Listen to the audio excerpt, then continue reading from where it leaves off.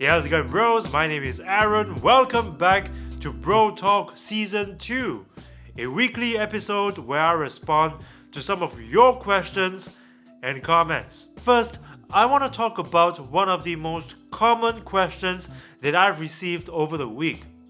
Since Sony did not release the widely anticipated 1000XM4 and IFA last week, is it better to just buy the 1000XM3 or should we just wait for the 1000XM4 till it arrives? And my answer to that question is, it depends. Okay, let me explain. So, assuming you're somebody who has been eyeing the XM3 for a very long time, you've been doing your research, you've been watching my videos, and you sort of know that, you know what, after weighing the pros and cons, I think the XM3 headphones are the ones I want to buy, but I want to hold out for IFA to see if Sony announces a new version.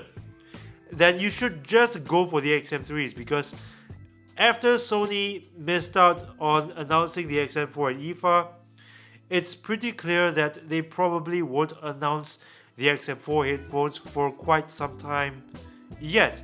So if you've been waiting to buy the XM3 headphones for a very long time, then it doesn't really make any sense to wait any longer, because you'll simply be missing out on a great pair of noise cancelling headphones that also sound great and with great comfort and battery life, and you'll be missing out on that for the next half a year to a year at least. So why not just drop the money right now and go for it?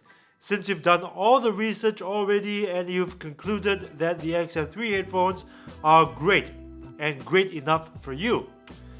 But if you're somebody who has done all the research and you've noticed that the XM3 headphones don't have some things that you like to have, like multi-point pairing or better voice microphone quality or better voice call quality, then you should probably hold out for the XM4, because buying the XM3 at this point will just not make you feel any better. As for when is the next possible date Sony will announce the 1000XM4 headphones, right now guys, I don't have any visibility on that, because what Sony did last week, skipping out on announcing a new addition to the 1000X family and IFA no less, is unprecedented. So unlike the last time when I made that prediction, right now I've got nothing to work on, and because of what happened last week, I finally learned the importance of being very, very humble. Yes, I've never felt more humble in my entire life. At this point, my humility level is through the roof. So for me to predict the arrival of the XM4 at this point is just plain arrogant, and I will not do it, because to tell you the truth, I don't have any information. But once I've gotten some information, you guys will be the first to know. Okay, so be sure to subscribe and ring the bell in case you don't want to miss out on any new developments about the XM4 headphones. Right now, I want to talk about some questions and comments I've received over the past week. Lunaris Knight, commenting on my review about the Audio-Technica SR30BT. What would you choose between this, the Marshall 2 Bluetooth, and the Sennheiser 4.40 BTS for daily everyday use and commute and college life? Now, these three headphones are all great for college life and everyday use, but for commuting, I would probably go for something which is circumaural, because these over-the-ear headphones, they isolate noise better, and they don't leak your music as much as on the ear headphones like the Marshall Major 2. So if you're on the train, right, and you're, say, wearing the Marshall Major 2, you probably would have a lot of ambient noise seeping through the headphones and music from your headphones leaking outside. So the people beside you, they can hear what you're listening to. And you know, some people are all right with that, some people are not. So I'll leave it to you to decide whether this is a big no-no for you. But between the Sennheisers and the Audio Technicas, I would probably go for the Audio Technicas because they have really good battery life, like crazy battery life. I tested 86 hours, 86 hours of continuous use, playing at 60% the volume if I remember correctly.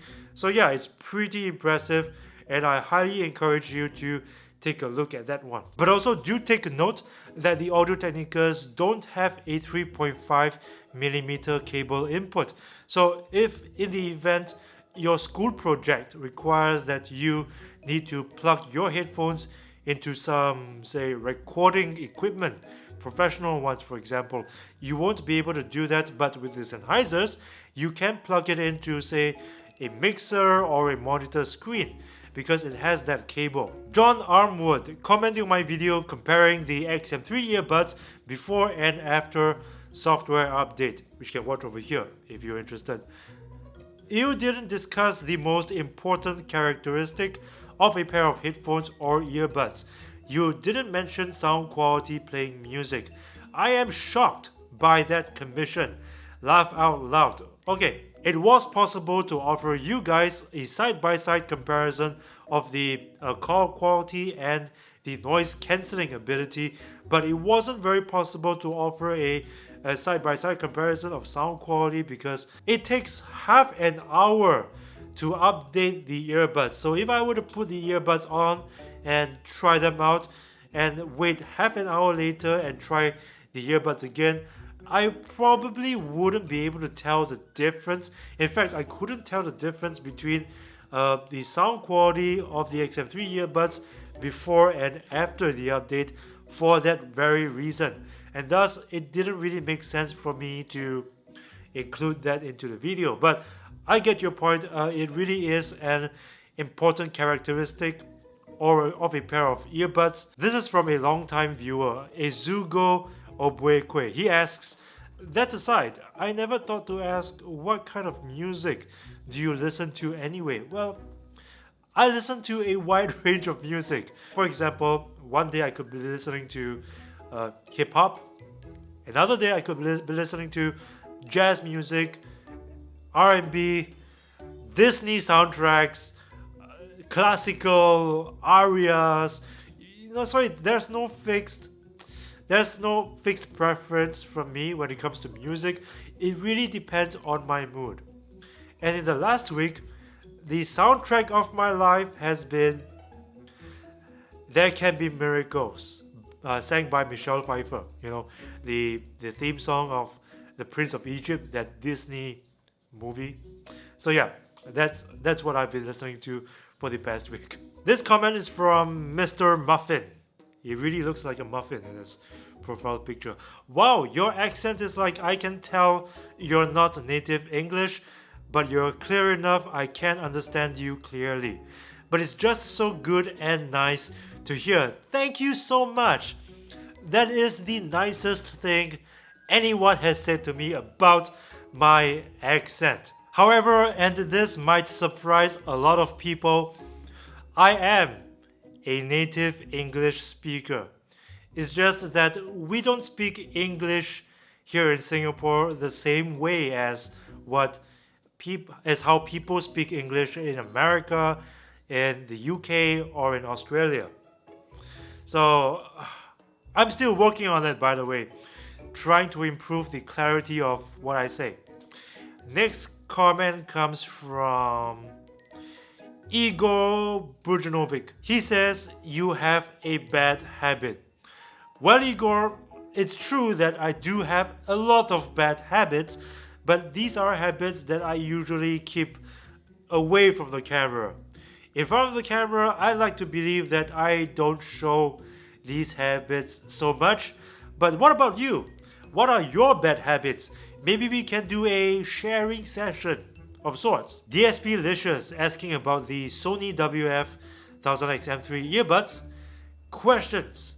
You mentioned in another video that if you don't have a Qualcomm Snapdragon 845 or 855 processor in the phone, the earbuds will not connect simultaneously. Is this still the case, and can it be resolved via a firmware update? If that's still the case, will the newer flagship processors that come along have the same issue? And what about the other devices such as computers? Thanks in advance, great review. Well, thank you, DSPlicious. Now, he's referring here to what I said about the Sony WH-1000XM3 earbuds when it was first announced. And at that time, Sony did not release any information about how this simultaneous Bluetooth connection between the earbuds and the phone was achieved. So I made a conjecture. I said that Sony was using this particular Bluetooth processor from Qualcomm that supports a Qualcomm exclusive technology called True Wireless Stereo. Now, this is technology that supports simultaneous Bluetooth pairing from the earbuds to the phone, provided that the phone uses the Snapdragon 845 smartphone processor and better. So True Wireless Stereo will only work if you are using a higher end Android smartphone that uses this specific range of Qualcomm processors. It wouldn't work with iPhones, laptops, or PCs. However, later on I found out that Sony was in fact using a custom Bluetooth chip from this company called MediaTek, and that Sony was purported to have said that this simultaneous Bluetooth pairing technology will work with any smartphone device, or any device for that matter, including MacBooks and laptops.